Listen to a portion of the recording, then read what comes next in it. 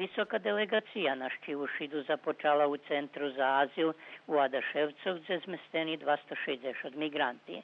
Вони ше през розсварку упознали з условијами их пребувања окреме децог и женох, виражујуци и задовоljstvo že Србија скореј да скелјотижњи прилапела нови закон о азилу и закон за странцох. Гости потим обишли основну школу у Бранко Радичевиć, ktorá zoz donaciju dostala javne ošvicenje, kolo školi i dom zdravlja, gdje uručili prevozku za transport pacijentov u vrednosti od $20,000 i drugi troški za dvoch vožačov, kotri každodnjovo prevoža horih na dijalizu do špitalju u Srimskej Mitrovici.